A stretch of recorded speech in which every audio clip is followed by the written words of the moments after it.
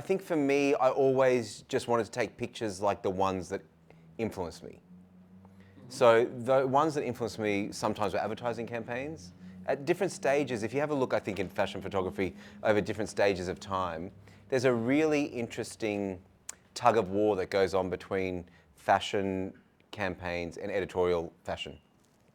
I think it's almost a fallacy or wrong to think that throughout the entire history of fashion photography that editorial has always been the more creative outlet. I feel like there's definitely been moments where editorial magazines tend to put the brakes on, and as a result, with the pure demand of people wanting more creativity, brands kind of pick up their act and do interesting, more creative things. So in my head at that time, I didn't look at it obviously in that much detail, but in my head at that time, I just wanted to take pictures that I loved.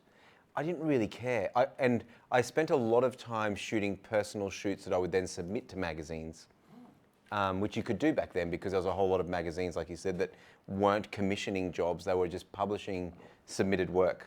But then you would then, because you'd styled it as well. Yeah, well. They would then they want to know what you were wearing, etc. And you could Correct, give them yeah. that information. And a lot of the magazines didn't really care because I couldn't get access to brands. They just wanted good pictures. Cool. I couldn't give them that either, really, to be honest. But it was a way of getting started. Yeah. And it also was an interesting slow burn approach to understand the industry. So, in Brisbane, did you have an agent then? Early in the piece, there was probably no agents. No. Oh, no, in 2000 there would have been agents around. Oh yeah, there was agents, yeah. On the game. So the way I got my agent is actually quite a funny story. I was going over for our first ever trip to Lebanon. Our entire family was going to Lebanon. I'd been shooting for probably about 2.5, 3 years by this stage, just in, Studio One at Mum and Dad's house. Kitchen. In the kitchen, yeah. And I thought I wanted to go over and work in London, and I thought I'd go to Lebanon for the holiday, and then spruik my book around of my personal photos around London, see if anyone liked them, and maybe I could base myself there. I had that Australian travel bug to go overseas. Mm-hmm. But I thought the best thing to do would be to show my book around to agents in Sydney to see how the whole feedback process works, because I never knew how. Not in Brisbane. You're still Brisbane based. Brisbane doesn't. I don't think Brisbane has. I don't even think to this day Brisbane has agencies. Do they? Oh, okay. I don't think so. So you're living in Brisbane and you. Yeah. So I thought I'd fly down to Sydney, stay with a mate of mine for a couple of nights, show my book around. So I went to 6 agencies, and the first agency I went to, they looked at my book, and she pretty much laughed. And she was like, "That's encouraging." Yeah. And I was like, "Oh, thank you." Anyway, so then I stuck my book under my arm and I went out. And I went to the next agency, and that was the Artist Group. And the Artist Group, this is the second agency, was the Artist Group. And I met with a girl named Jane, and she was like, "Oh, I really like your work. It's interesting. It's different." At that stage, fashion photography in Australia was that very natural, beachy, long lens, slightly backlit, a little bit flary, really beautiful, like quintessentially, you feel that Australianness when you look at those photos. Mm-hmm. So they're really beautiful photos. But I didn't even know any other Australian photographers. I'd never really looked at any Australian magazines. So all the stuff that I was influenced by was either cinema. I was massively influenced by a guy named Wong Kar-wai, who's a director, Asian director, who I absolutely am obsessed with. So I was influenced a lot by my parents' old wedding photos and old photos from Lebanon, photos from their honeymoon. And I was influenced a lot by international fashion photographers, so the Italian Vogues of the world that we discussed. So all my stuff was really opposite to what was happening. And that wasn't like, oh, look, I'm trying to be different. That was just because where I was sourcing my information and what was happening in Australia were for 2 completely different things. Mm-hmm. So I think it was going to take an agent that understood the difference and appreciated the fact that it wasn't the same as what they'd seen. I was going to take that type of person to react to my book. Anyway, so I was very lucky. So she reacted, she loved it. And then I spoke to about 3 or 4 other people. I think I saw 6 people in total. 4 people asked me to join the agency, wow, which was great. 4 out of 6. 4 out of 6 asked me to join. Not the one that laughed at you. No. Although she ended up being my agent a couple of years later. We can discuss that. Okay. And then I left her my book while I went over to Lebanon with my family. And you wouldn't believe it, the first day we touched down in Lebanon, we're all so excited. We've never been to Lebanon all together. So it was a really big thing in our family. And the first day we arrived, I get a phone call from Jane from the artist group. I know where this is going. George, you won't believe this, but the creative director of Vogue Australia has come in and was looking at looking at all the photographers' books, and was walking out. Didn't want to use any of the photographers that were on our register. Was walking out and saw your book on my desk, and asked if he could flick through it. He flicked through it, and he wants to book you on a 24-page story and cover shooting at Pine Island next week. Right? So I had Do your parents talk to you anymore? Well, the story's not over.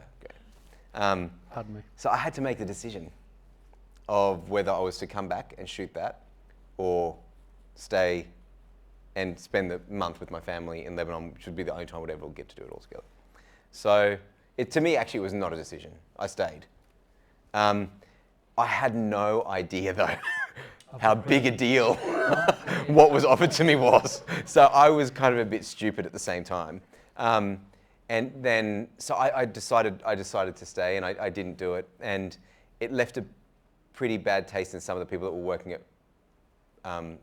the magazines. Oh, okay. Many people would say no to Vogue. Yeah, I think they thought I was really arrogant. Whereas actually I just love my family a little bit more than I love magazines. And then I came back so they wouldn't book me on anything. But I thought to myself, well, you know, I got a great agency in London. Oh, okay. But I thought I'd come back to Sydney and kind of cut my teeth, kind of get used to it, because I don't want to launch myself into start doing my first editorial, my first advertising campaign in London when, you know, I could probably cut my teeth here in Sydney. So I thought I'd spend a year in Sydney, and for 9 months, I didn't get a single job. Oh, really? Not a single phone call, not a single job. I kept shooting models' portfolios to make money. You say 660? 60, yeah. I got it up to 6 because I was so desperate. I was so broke because living in Sydney, big expenses compared to living at your mum and dad's place on the Gold Coast. So what drew you to Sydney was it you had the agent? You had an agent. Yeah, so Jane asked me to join because obviously when Vogue. Then I got the phone call, which was from the agency saying, look, George, we need you to come in. We need to have a conversation with you, which was basically we're going to drop you phone call. I said, no worries, I could be there on Tuesday. I was kind of settled. I called mum and dad. I said, I'm coming back. By this stage, I had to sell everything. I sold my car to be able to buy my camera because I ended up buying a medium format camera. And so I sold my car. So I had no real way of getting anywhere. So I walked from Bondi to Paddington to where my agent was because I was so broke to have the conversation. And as I walked in, they said, oh, George, we just got off the phone from a guy named Mark Vassallo, who's a stylist.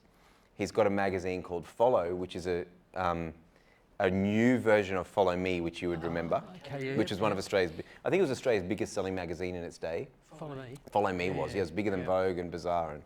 And, he said, and he wants to put you on a retainer to shoot one story every month for the next 6 months.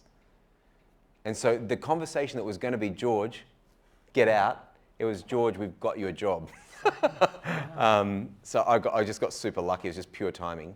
And so I did that for the first 6 months. Then I got a phone call from Bazaar. They asked to put me on a retainer. I was doing 2 stories a month for them. And then it just kind of snowballed into this. So when you're on a retainer, that means you can only shoot for them? No, I never signed any, and I haven't done that with my agency either. What does a retainer mean? They basically said they guarantee me, they need to lock down the days. So they will reserve me for 2 days a month for me to shoot.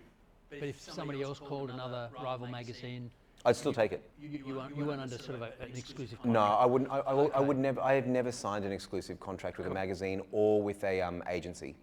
Right. Because I believe contracts should be, I believe photographic contracts should be based on the quality of the work that you're generating at this point in time. And if you're good enough, people will want you to stay with them regardless whether you're shooting for other people.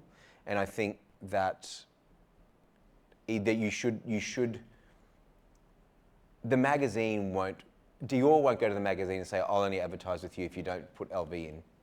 Right. Yeah. Fair enough. Yep. So I feel as though we've got a certain level of, power if we can take good enough pictures. Certainly. Yeah. I like the way you explain that. Yeah.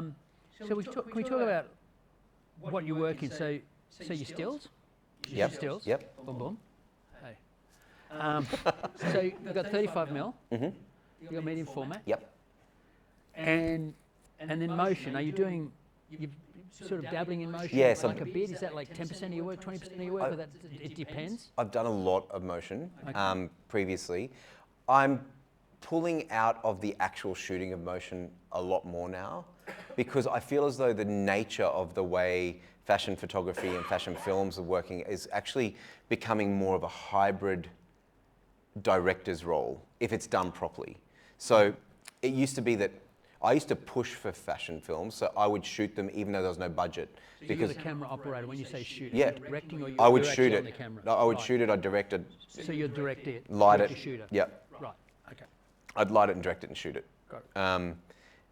But I feel like what happens now is I don't have the time. I just don't have the time, the energy, or the resources to be able to put behind editing, which I think is okay. 90% of a fashion film.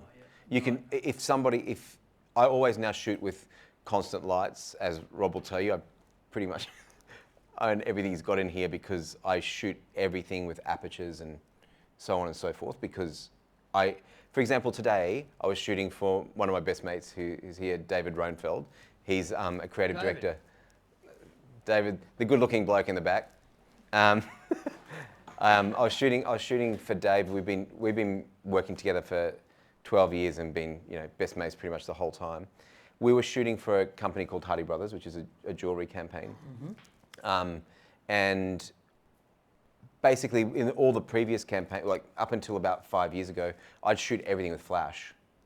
But now, because video is such a big and important role, I've basically consolidated my van to be a combination of flash, but it's probably 80% constant light, so that video can happen. So when I light for me, I light for video at the same time. Right. So I'll extend my sets wider, I'll have everything mobile so that video can shoot.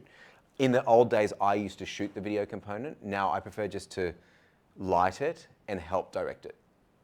So you're doing stills, and then somebody else is doing the video. Yeah, but the video your setup. Yeah, but the you're video is directing that as well. identically linked to the stills. Because one of the biggest issues that happened in fashion photography and film was there was a big disconnect between, you'd see this amazing editorial, or you'd see this amazing, set of pictures in a campaign, and they were really beautiful. And then you'd see the fashion film, which was equally as beautiful, but didn't in any way really relate with the aesthetic of the brand, or that was shot in the stills. Got it. There's a big problem there when you're trying to communicate as a brand, having a consistent voice that people understand is a really important part of changing consumer behavior, making people attracted to what it is that you're creating.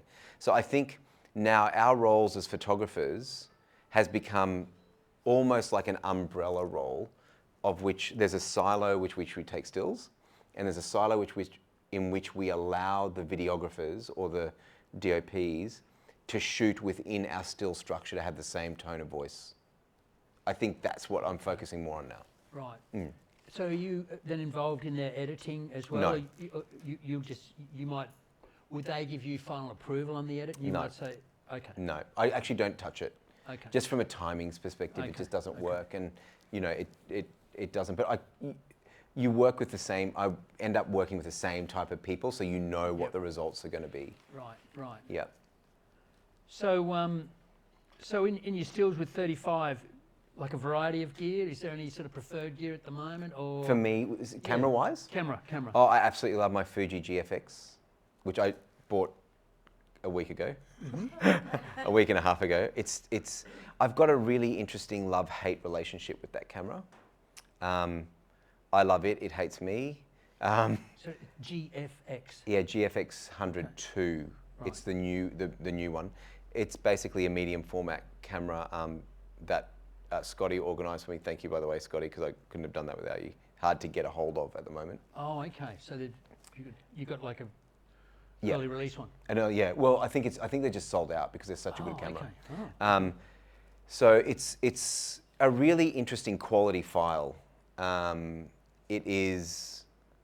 I mean, I love shooting with my Canon. It's a workhorse, but there's a feeling in the GFX that I can't seem to emulate with any other camera, and it's very close to the way I used to shoot medium format film. Okay. I can get a much closer tonal range to that. So I'm a bit obsessed with that at the moment. In my Canon kit, I'm obsessed with I never know the name. My assistants take the piss out of me because I say that 28 to whatever lens. It's the f2 28 to 70, I think. I love that. Okay. Is that right? Yeah. I'm obsessed. No, it's a 28. So there's 28. Or 27. What is it, 28? 28. Anyway. Right, yeah. You should see I've used mine non-stop for 3 years. I still don't know the numbers. That's how smart I am. Yeah, sure. I mean, you know which one. Yeah. No, it's not that one. It's that one. Yeah, it's the one that's too heavy for me now. So it's 28 to 70. It's an amazing lens. It's a real workhorse because one of the things I think that now is very interesting is probably the new challenge for fashion photographers is we used to be able to really craft our work to the point that people would give you time to make small things look amazing.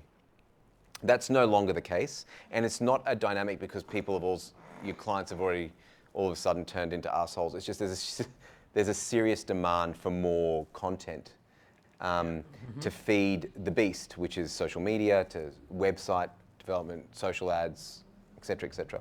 So basically, there's a lot of data out there that says that, if you do 3 photos the same on your Instagram posts or in your ads, you get very little traction by the 3rd photo. So you have to keep recreating.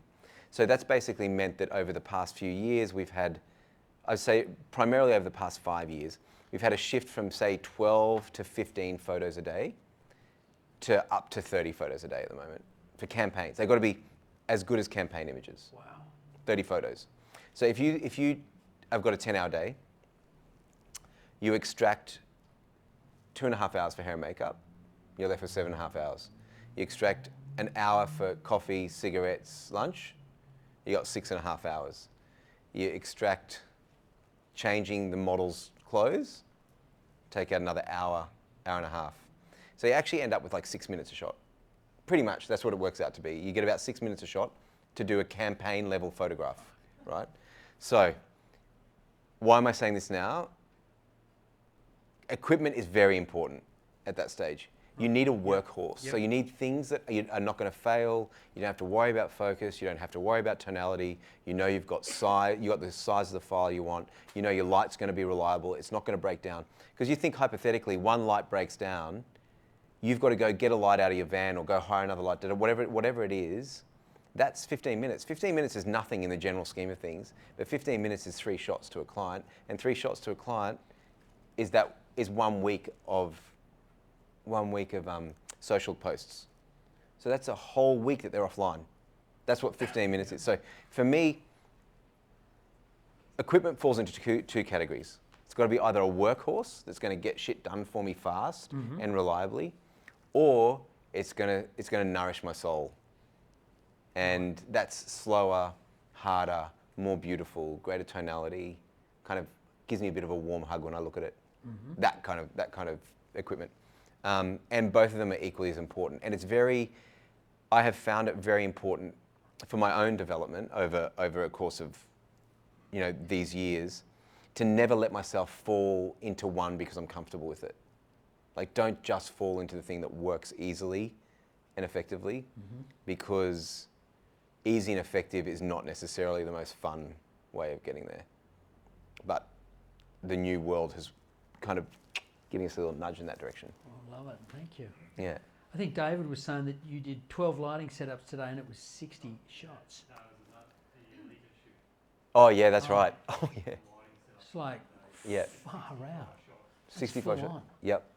And I think we did. Yeah, they're all campaign. Yeah. I actually don't think I've got any up here, but. I'm sure we'd need more than an hour for this chat.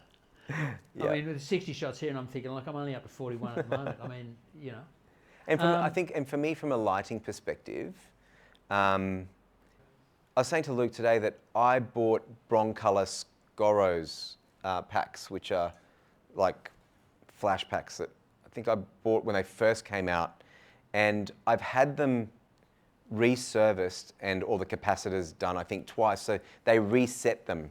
They reset the shot counts on them. But one of my packs now, after 3 services, is at 3 million. 3 million frames, 3 million actualizations on the flash. That thing is that equipment is unbreakable. It's a workhorse. The same thing applies with the apertures that I've got. I've got 4 600s, 2 1200s, a couple of Amarins, those kind of things. Those things they just don't seem to break. So they're things that I rely on. Yep. But then there's other shit that I've got that is really temperamental, but I also love it. Right. So I've got a set of Broncolor HMIs, not LEDs, but HMIs. And you got to plug them in, you've got to wait for them to warm up. If you move them, they don't like it, they turn themselves off. But there's another quality to them that I love, and it makes me slow down and think more about the photos. So I think, equipment should be nothing more than an enabler for either creativity or execution. So you must have gone through a few shutters with some of the cameras as well. Yes, I have. And every camera that Selena sold to me, who's at the back there, who's also another one of my best friends, every camera that Selena sold to me was broken within a couple of weeks. So if anyone wants a hint, don't buy a camera from Selena, okay? But she's a great printer. Oh, she's an amazing printer. Yeah. Thank God she's made my photos look so much better than they actually Selena are. just started her new business too. So she's printing at Luna, Yep. which used to be called Sun. But if you call it Sun, that's fine because it was a great business with a good brand, and as long as you know where it is. But it's now Yep. called Luna. Okay, got it, Luke. But sorry, in saying that, and this is it's actually no bullshit. It's not because she's my best friend. She's actually the best printer in Australia. Yeah. So she has printed my photos that I have not liked, and I've seen them up on the wall. Like, I'm such a good photographer because she printed them. So she's really amazing. That was kind of going to lead me to another thought process, because I've always thought that when you've got a really good team and good people on that team, you're the fall guy. Like your name's on the byline. Yep. And you did all of that, but there's a team behind you, as we've sort of chatted about. Yep. And we could maybe chat about a bit more. But I was thinking of a question before. I always thought, if you're a good photographer and you're working with a good art director, okay, and that's now wrapped up as an editor, stylist, etc. Yep. You're looking good. You're looking pretty damn good. If you're a good photographer, you work with a bad art director, you can look shit. Yep. If you're a great photographer with a great art director, you're looking amazing. Yep. And so when you get really good people... Can I say something like that, Graham? I feel as though the other thing that's important to note is that good photographers have bad days. Yep. Good art directors have bad days. Yep. So I think if you have got a team where you trust each other and believe each other, 50% of the time, someone like David, who I work with all the time, is going to make me look better by giving me a great concept to shoot. And 50% of the time, I'll make David's concepts look better. The most important thing is that the relationship is constantly evolving and constantly communicating. So I think one of the things that tends to happen in our game a lot is we tend to jump ship on people if something didn't work that well. Okay. I think you've got to invest in the talent of the person, not the day that person's talent dropped off. And I think that's a really important thing. It's beautiful. Because sometimes bad art direction are unbelievably good art directors. Do you know what I mean? And sometimes I have shit days where I cannot get anything right. And so that patience kind of has to be two ways. Yeah, that was good. And sometimes if it's the photographer's not so good and you've got a good art director, they can still make you look good. Correct. They do, yeah, in layout and cropping and a whole lot of things. Like, yeah. Thank God for David. That comes back to something I wanted to ask earlier on. So when you're working, okay, I mean, advertising's sort of, one thing, and you're given a layout, it's going to be, a vertical shot, it's going to be one page. There was that earlier one, I think it was Husk or something was the brand where it was just had the 4 letters around it.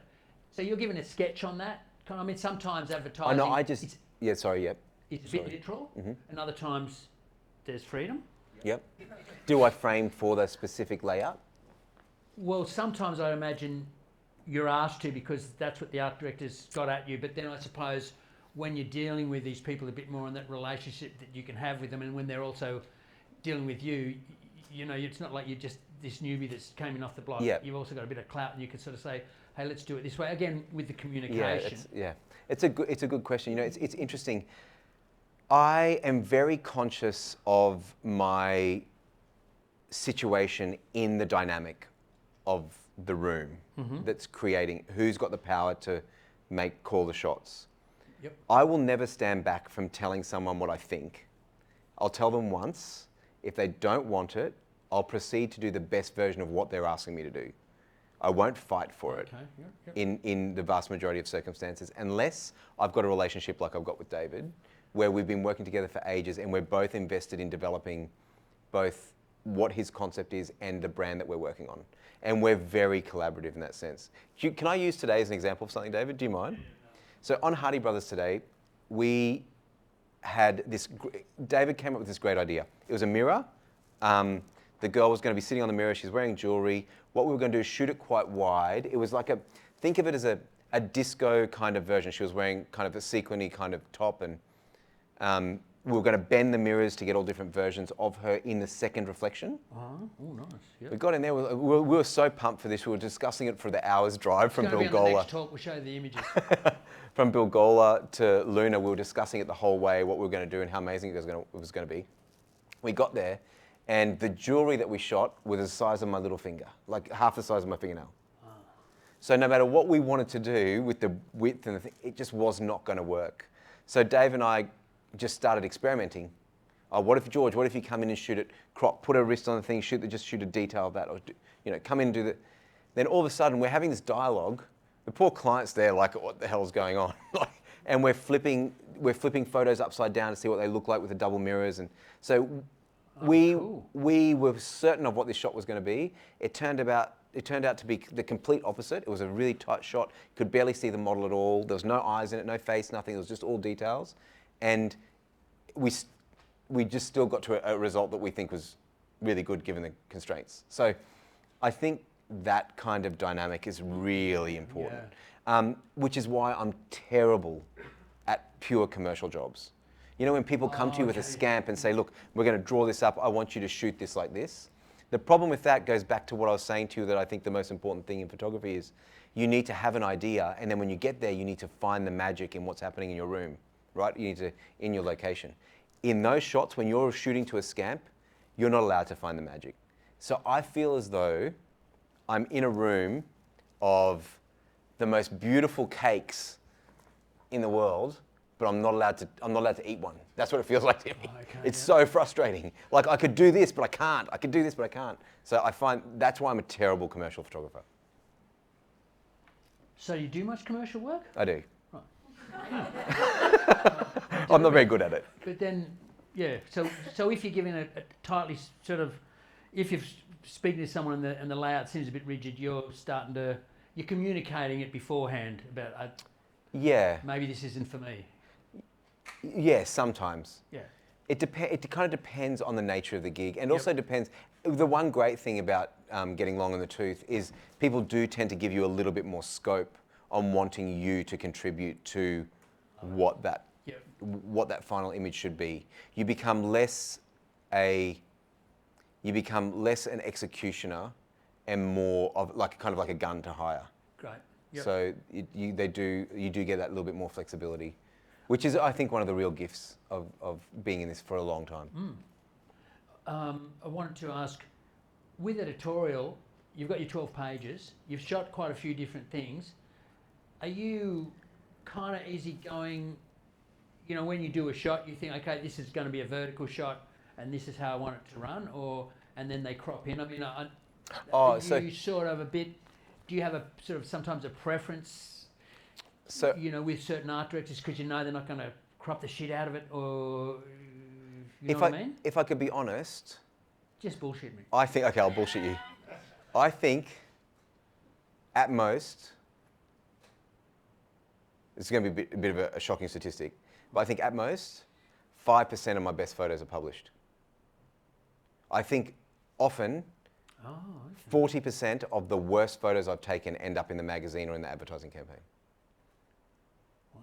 Yeah. And I don't get a choice in it in the majority of circumstances. But what's great is I've got an excellent Instagram following because I put the good stuff up. Okay, cool. Because I think there's just a big discrepancy when it comes. I feel as though we were brought up on weekends in Australia, going to a football field or going to sport or going to the pool or going to the beach or going to those kind of things, right? So we were brought up in which is such a healthy, amazing thing. But we weren't brought up, every weekend going to the Louvre or going to, art shows or to go look at sculptures or go and look at, we don't have that intensity of art within the fabric of our youth, right? We tend to absorb it more as we get older, but we don't have it as much intertwined into our youth like Europeans, etc. So art buying in Australia is incredibly unsophisticated, but we're excellent at picking if Manly's going to win the rugby league. That's where we spend our time thinking. Do you know what I'm saying? Which is fantastic. I'm not criticising that at all because I'm actually the biggest rugby league fan in the world. Go North Queensland. What I am kind of alluding to is that the majority of people don't appreciate that, Graham, the photos that you take and you look at, you should probably edit because you know what you are looking for. And there's a signature and a thought process that's gone into that photo that you've taken. In Australia, the vast majority of people that are choosing photos don't have that regard for what the artist is executing. Okay, yep. So therefore, we very rarely get the photos that we want put in. You can't see this shoe, or you can't see, I don't like how that jacket's falling, or I don't like how her elbow looks weird. It's only because you're looking at the really small things. Look at the photo from afar, and don't get stuck in the trees. Look at the forest. It's really a big issue in the editing process in Australia. So that's probably my biggest gripe. Okay. Yep. Is probably how photos are chosen. But in saying that, and if you go back to my original concept that good art directors lift you when you're having a bad day and vice versa, some of my shit photos have been saved by art directors, cropping them, putting copy over them, laying them out, the way they lay them out, small in boxes or big, or so I'm just as guilty as they are, but on the different side of the scale. So how does it work? You do a shoot, and then you have a digital operator. Yep. Or Yep. I'll talk about the team in a sec. Do you edit all your work, or no? So who edits your work? Whoever's commissioning me to do it. This is outside of editorial, sorry. So in advertising world. Okay. It's whoever's commissioned me. So for example, David's team today will edit today. So they'll edit and process it. Yeah, but I do a storyboard, of which someone with the kind of respect that David's got for the photographic process, because he's basically an artist. He will look at my storyboard, understand the intent, and then try to deliver that as closely to the client as possible. Okay. But then being very conscious of the fact that, oh shit, George, you completely missed focus on this bracelet. So we have to go different direction, or whatever. So it would typically be that person that edits. And also, I think last year, I had the privilege of shooting around 230 days in the year, or 220 days in the year, I think it was last year, which is an incredible gift and privilege. But I can't edit because there's no more days to do it. Okay. And I can't edit on set because it's not uncommon for me to take, I did a Peter Alexander shoot yesterday, and it's not uncommon for me. I think I did 8,500 photos, pictures, and there was 32 outfits. Wow. So I just don't have the time to do it. Yeah, okay. So do you edit editorial? Yes. You do that? I do, yeah. Okay. And they get it, it often gets ignored, and they ask for the whole edit. On deadline. Yeah. What is it? No, it's usually like, I'll say, these are my favorite pictures, and then they'll say, oh, we don't like the dresses in these ones. Can I get more of those? And then they'll choose those. So that's the gripe I've got. So do you actually sleep? Not with 3 children under 6. So your team. So there's yourself. You have one assistant, 2 assistants. But let me just preface it by I've got the best team in the galaxy.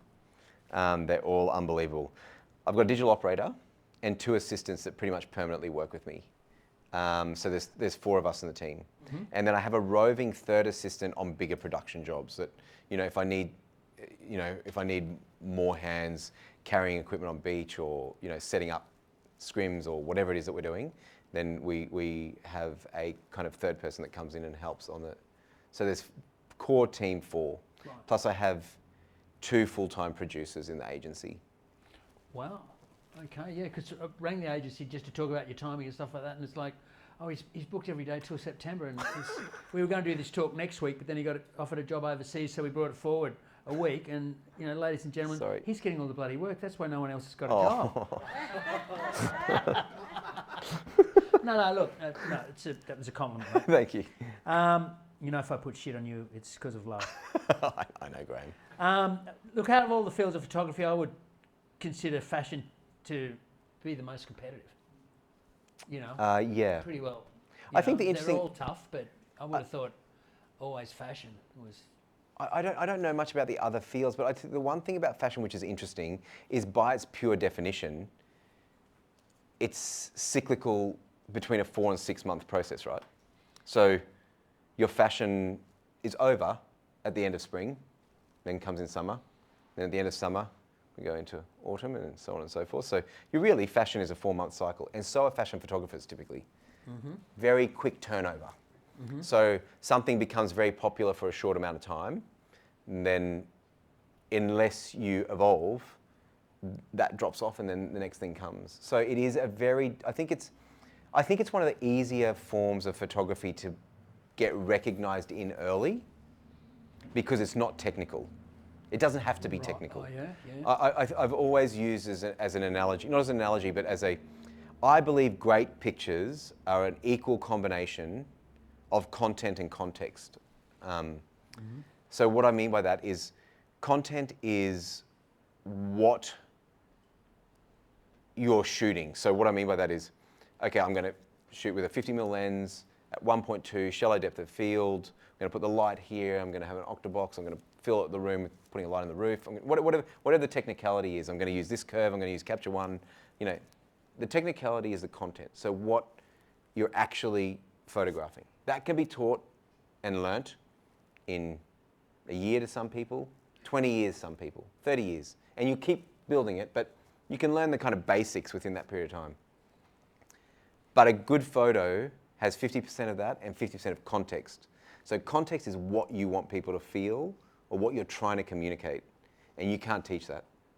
That's something you've got to have, and that you've got to be able to try to relay. And photography to somebody who understands context is nothing more than a language to be able to communicate with. So content is the language of the ability for you to be able to express what you feel through context, right? Mm-hmm.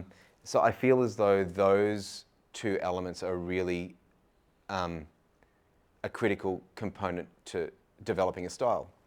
Now, I think as a fashion photographer, you don't need a great deal of content to be a good fashion photographer. You look at the likes of Terry Richardson, or whether they're good or not, or you know, there's a bunch of other guys that are really basic photographers, right? Basic lighting, everything looks very basic. Shoot it on film. So simple, but there's something you feel when you look at the photo that's quite fantastical. You love it, and you don't know why. Or even if you don't love it, you appreciate it because there's an opinion in it. There's a voice, there's a tone. And so I think it's easy as a young fashion photographer to break through. I think it's very hard to stay in this game at the top. Yeah. Because it's constant, it's actually, the difficulty is in the name of the type of photography. It's fashion photography, and fashion is cyclical, so are photographers. So your style of photography needs to be as cyclical as the trends in fashion. You need to constantly change. And I think if you can constantly change, then for better or for worse, sometimes I change and take worse photos than the 6 months before. But I think the changing is the critical aspect to continuity and, you know, and growth. Cool. Well, that was very long-winded. That You're was right. great. I can talk underwater. No, that was really good. I was going to ask a question about advice for aspiring fashion photographers, but I think we did sort of cover that when you were saying... Just don't stop shooting. Yeah. And the other thing, I think that one other thing to say about that, if anyone's starting and wanting to get into fashion photography, is there's no one way to learn. I don't think you can look at my story and say, oh, he didn't study, he didn't assist, therefore I don't need to study, I don't need to assist. That's the right way of doing it. I think you just need to work out what works for you, and I think try and get as much information from everywhere that you can. I wish I assisted, I wish I studied, and I wish I did it myself. I think all those three things give you all great building blocks on which to take good pictures. So I think there's no one right way of doing it. And the other thing is, I feel so blessed that I get the opportunity to continue to shoot after doing this for so long, and that people still choose me. But it's also, there's a lot of circumstantial luck that got me here. So if people are finding it hard and not getting things and a lot of 2 days difference between that meeting with Mark Vassallo and my agency calling me in to give me the flick, I wouldn't be a photographer now. Yeah. So there's luck.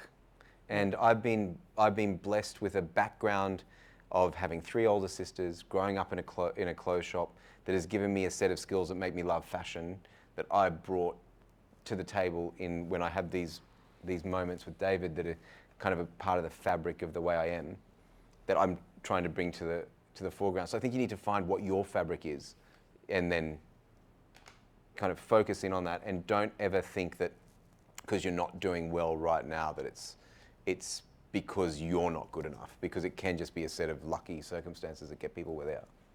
I think that's a really important thing. I think grit and tenacity is far more valuable to a fashion photographer than skill, controversially. Did you want to talk about anything else? No, I think like you said, I think I probably... No, it's fine. Look, let's have a big thanks for George's. Thank you.